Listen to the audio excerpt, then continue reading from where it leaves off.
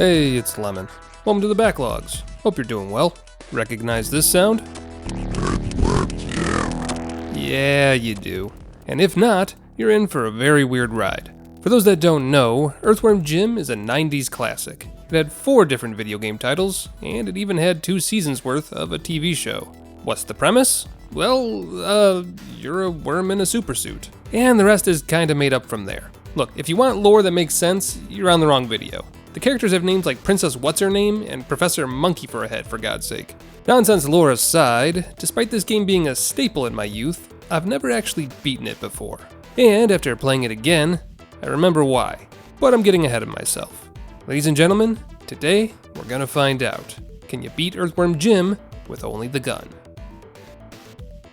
So, before we dive into the game proper, let's discuss mechanics. You've got 2 methods of attack. You can use Jim to whip enemies, and you can use his machine gun, which, you'll notice, never runs out of ammo, technically, because once it hits 0, it slowly crawls back upwards to a minimum of 100, so you'll never be completely hard-locked. You can also get Plasma, which comes in very limited quantities, but is essentially a one-shot for anything that isn't a boss, and takes out huge chunks of a boss's health if you can hold on to it until you reach them. Now, for obvious reasons, we're not going to be able to use our whip on enemies, but we will have to use it on the environment from time to time. Just how the game works, no way around it. And yes, before anyone asks, I did try to beat the game with only the whip first, but yeah. Some bosses are immune to whip damage, so that's straight up a no-go. So, with that understood, let's get it on. Level 1, New Junk City. Much more a junkyard and much less a city, this map only has 2 enemy types. We've got the crows, which are easy prey so long as you move your aim up and down rapidly, and junkyard dogs, which you can stun lock and shoot from range. Nothing we can't handle. Also, while a whip will definitely be required for multiple environmental puzzles, I was shocked to learn that some of them can in fact be shot instead of whipped.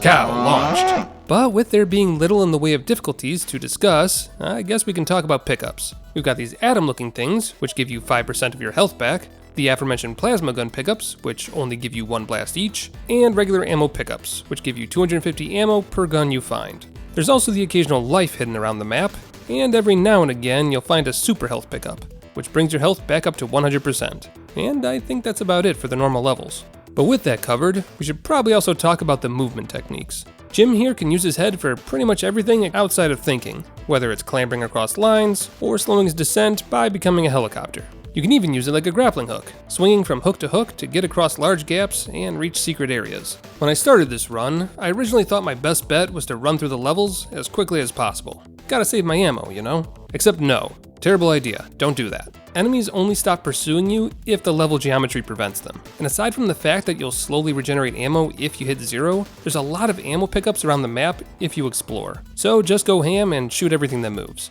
In any case, time for our first boss, the Trash Man. As you can see from my whip-only attempt, he comes out, throws trash all over the ring, and then he starts eating garbage and picks up his trash can and he smashes Jim on the head. Wait, no, that's a reference to something else. Not too far off though, to be honest. Meanwhile, in the gun-only run, it's actually incredibly easy. Shooting the trash man puts it immediately into its second form, and after a few shots it goes into form 3, where it starts zooming around the arena trying to slug you. And so long as you time your jumps right, it'll never leave that form, giving you a very easy target and an even easier win. In the words of Earthworm Jim, very cool. Weirdly, it's only about 30 seconds before we encounter the next boss of the run, the junkyard owner. And this fight is a gimmick fight. While the boss tries to hit us with an entire ensemble's worth of tubas, if we shoot this box across the screen, we can launch it at the boss, injuring him and causing him to throw up fish everywhere. Jesus, guy, you need to chew your food. Do this 4 times, and we enter phase 2, where the boss now moves back and forth across the arena. Nothing else changes though, so as long as you time your shots, you'll be able to hit the boss a few more times, and eventually knock him out of the fight. And just like that, that's level 1 complete. Not too shabby. Wait, where were you keeping that? Groovy! Alright then, keep your secrets. Hey, it's Lemon. Welcome to the Backlogs. Huh? What are you doing? What do you mean? I'm Lemon. What are you doing? Trying to... What is this? Carl, get him! He's pretending to be me! Wait, Carl, hold on. You know, if you had a way to prevent scams and identity theft, your spine would still be inside your body right now. Ooh, like today's sponsor, Incogni. Incogni is a personal information removal service that focuses on removing your personal data from various websites. Things like your address, phone number, email, social security number, and info about relatives aren't just floating around on the internet, but are actively being bought and sold by bad actors. Ever felt like you had a sudden uptick in scam phone calls and emails? You've likely just been bought and sold on the dark web, my friend. And while it's mostly just annoying, having your personal data online can also be a terrible burden, especially when complete strangers actively ignore your personal space and make you and your family feel unsafe as they try and find out who you are and where you live. Ask me how I know this, but that's where Incogni comes in. They track down and remove your personal data from hundreds of known data brokers, including online directories, people's search sites, and even commercial databases. And once they've gotten your info removed, they make sure it stays removed, checking in on data broker websites that have had your information in the past to make sure it hasn't popped up on there again due to another company leaking your info online. Want to remove your personal information from more specific websites like online news articles? The Unlimited and Family Unlimited plans have a custom removal feature. Simply send Incogni a link of any web page that has your personal information on it, and a dedicated privacy expert will make sure it's removed from the internet. Because your personal information is exactly that. Personal. And if you want to take your personal data back, use my link, incogni.com/backlogs, found down in the description or pinned comment down below. And don't forget to use my code, Backlogs, to get 60% off the annual plan. Level 1.5, Anti-Asteroids. See this screen? Get used to it, because you're going to be seeing this level a lot. Apologies in advance for the flashing blue lights.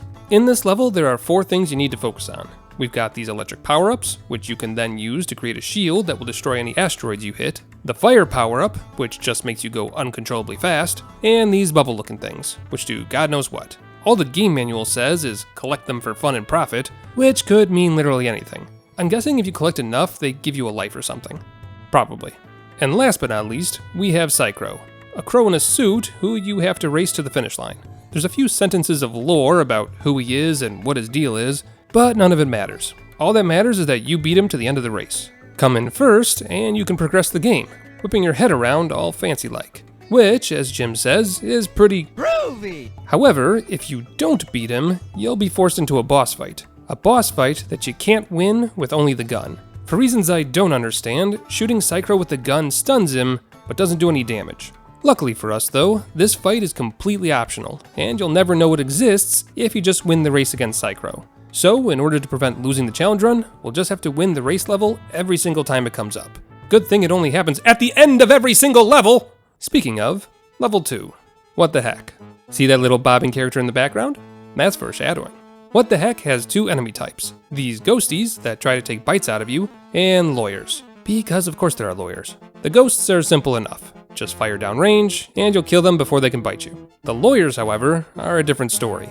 Normally, you'd whip them to make them lose their grip on their briefcase, then finish them off. But because we can't do that, they can block all of our bullets, which means we're going to have to act like a speedrunner and jump over and around them. There's not a whole lot of them, so it won't throw any hard wrenches into our run, but it's still annoying.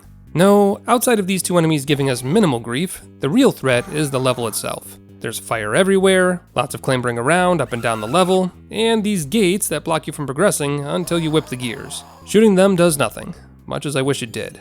And the platforming. God save me from hookshot-based platforming. This isn't even the worst the game has to offer, so prepare thyself mentally, because it's only going to get harder.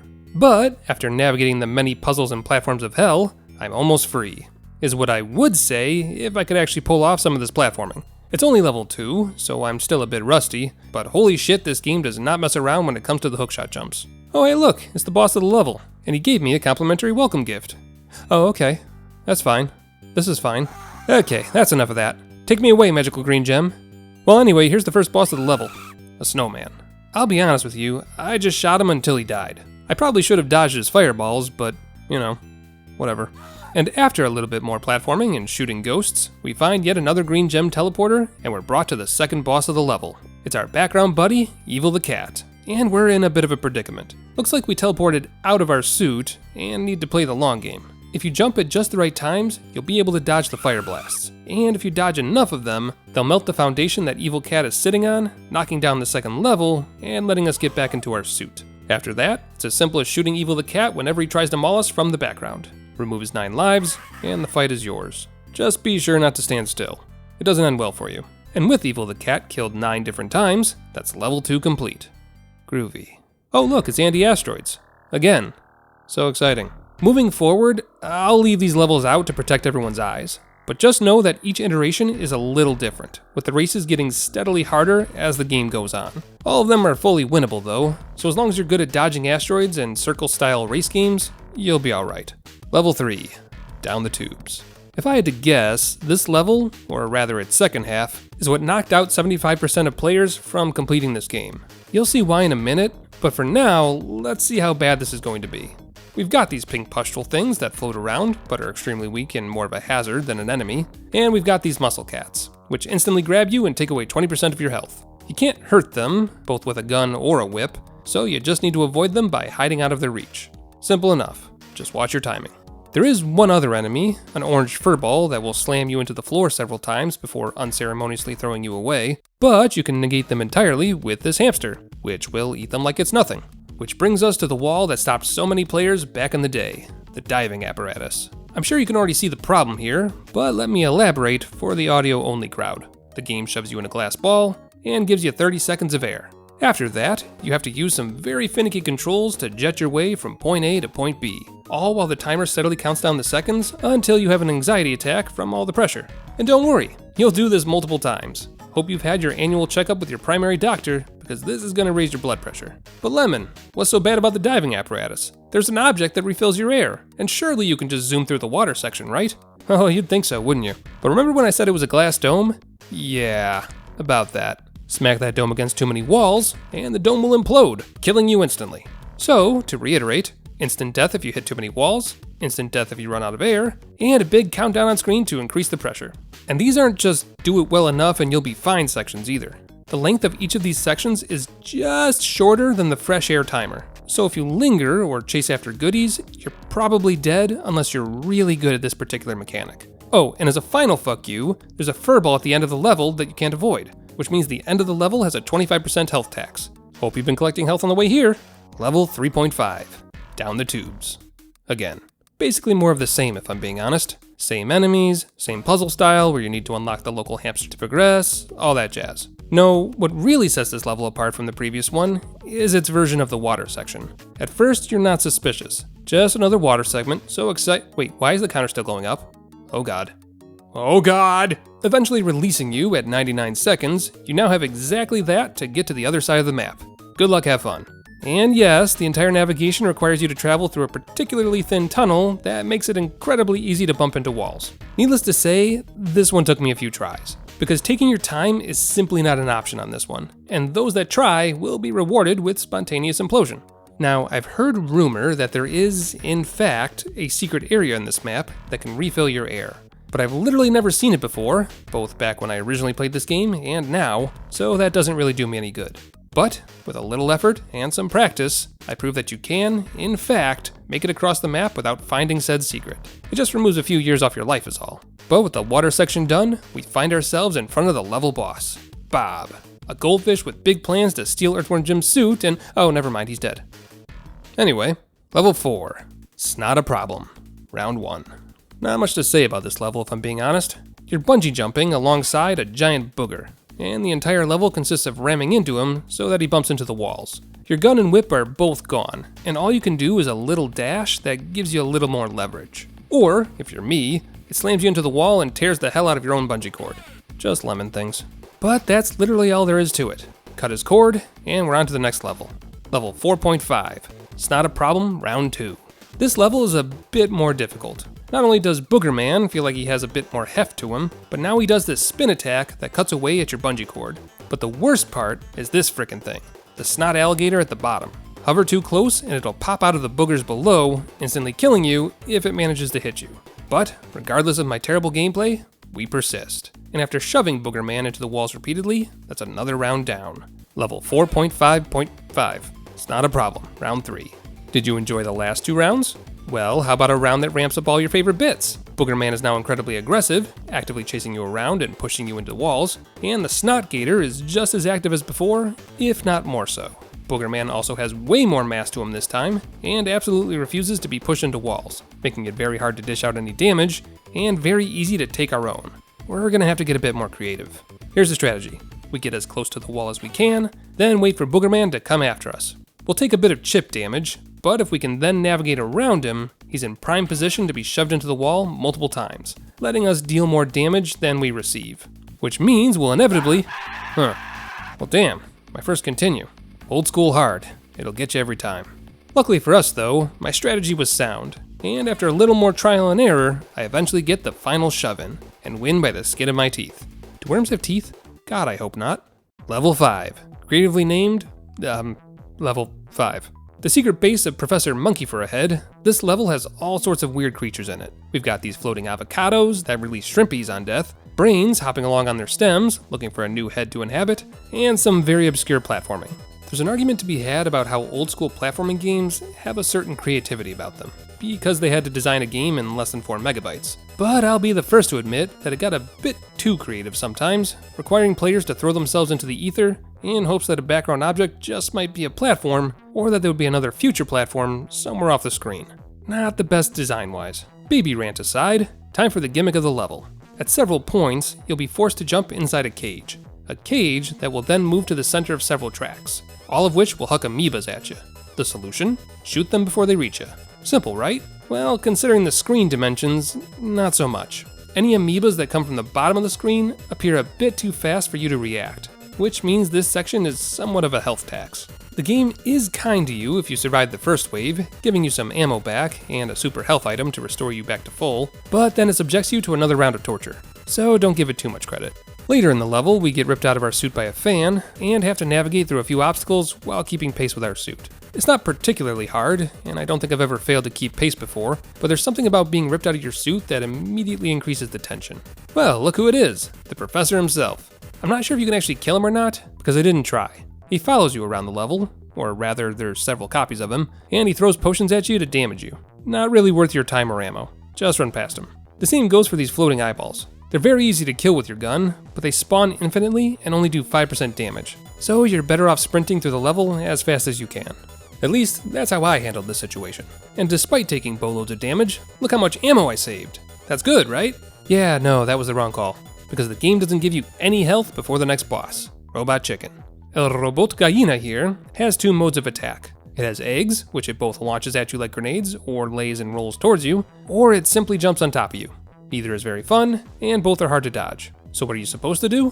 Whip this target, of course. You know, the object that you've been shooting this entire time?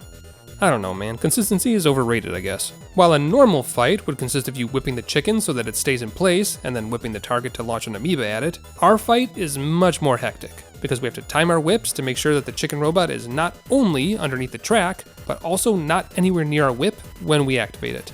And, after hitting the boss a few times, we are launched into the second phase, where we have to fight to the death while falling forever downward. Injuring the chicken causes it to lay a bomb, which isn't terribly hard to dodge, and once you get into the rhythm of shooting the chicken and immediately dodging so that its next charge attack misses you, you're basically set. And there you go, Robot Chicken dead. Nice. Which brings us to level 6, for Pete's sake. I'm gonna guess that everyone who ever got this far in the game just got immediately hit with a wave of PTSD. Let me ask you something. What's the worst quest type in video games? Did you say escort quest? Because you're half right.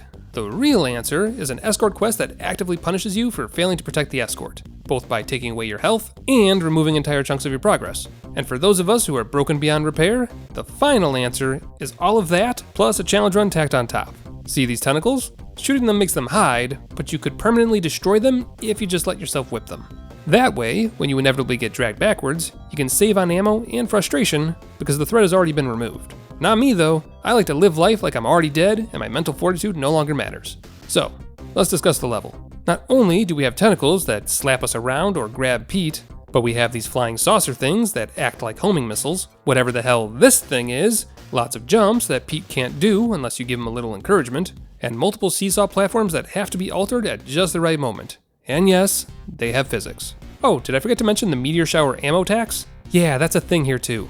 Multiple times. In fact, get unlucky enough, and Pete will drag you backwards through an area that has a meteor shower, forcing you to go through that tax again. It's a good day. And after all of that, we get to make a choice. We can let Pete go home and finish the level, or we can prove to ourselves that we are, in fact, better than we were when we were younger and whip Pete over his house, taking the advanced route. A word to the wise, do not take the advanced route! The only thing you gain from doing so is a few extra lives, and you'll probably lose those along the way, especially if you're doing a challenge run. In fact, things got so horrid that I threw caution to the wind and completely ignored the meteor showers, opting to just take every single hit on the chin in favor of getting Pete across the finish line. And get him to the finish line I did. But if you think I let Pete get any rest, you're sadly mistaken. No house for you. So long, you miserable mutt. Enjoy being a fully enraged mutant dog for all eternity. I got a video game to complete. We broke the game. That's fun. Level 7. Intestinal Distress. So yeah, I'm gonna be honest with you, I have no idea what's going on anymore. I mean, I didn't know before, but I'm completely lost at this point. Why are we in someone's intestines? Are we a tapeworm? Is that what this is? I mean, the lore said that we're just a normal worm digging in the dirt, so that can't be right. But at this point, anything goes. Also, it's no wonder that whatever or whomever's intestines these are is in intestinal distress. Half of their intestines aren't connected to anything, or are just randomly cut into pieces. More like intestinal agony, am I right? No, seriously though, go see a doctor. Holy shit. Anyway, after an uncomfortable amount of jumping through and on internal organs, we come up to the boss of the level, Duodenum, an alien internal organ that took off on his own. No, I'm not making that up, that's literally what the manual says. This game is weird. Simple boss is simple. Just shoot him repeatedly until he dies. The only attacks he has is to jump at you and occasionally spew bile, which you can dodge easily enough. And with a few hundred bullets pumped into the organs, that's another level down. Which brings us to the final level of the game, Buttville. Alright, seriously, are we a tapeworm? What is this? Hey, remember when I said there was a point in the game that I could never get past as a youth? We've arrived. And I hope you brought your button mashing thumb, because you're going to be button mashing for literal minutes at a time. Welcome to Buttville, where you fly through the colon of someone who has a passion for eating caltrops apparently. This level sucks big time. Not only do the health drops sometimes lead you into spikes, which do 30% of your health by the way, but you have to mash the jump button repeatedly while also navigating through spaces that are only slightly bigger than Jim.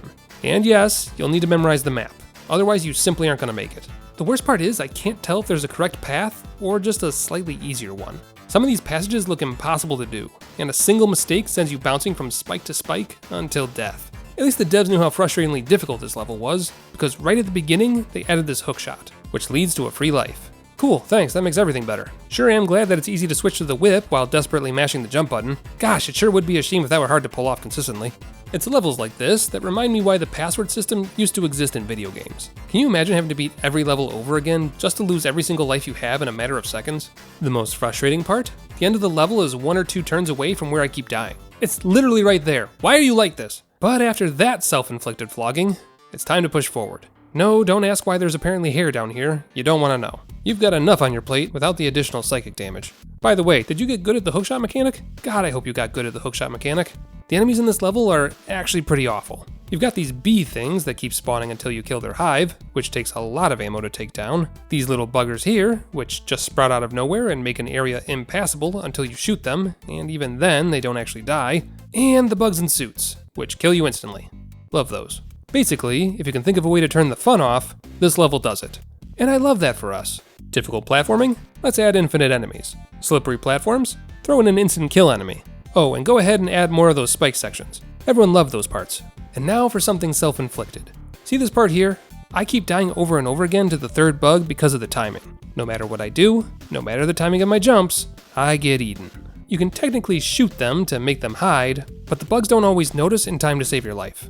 I don't get it. Is this supposed to be this hard? Well, no, actually. In fact, it's supposed to be incredibly easy. Just whip the bug and it dies. Wow, profound. Wish I could do that. But alas, whips are not guns. And so, we're gonna have to get a bit creative.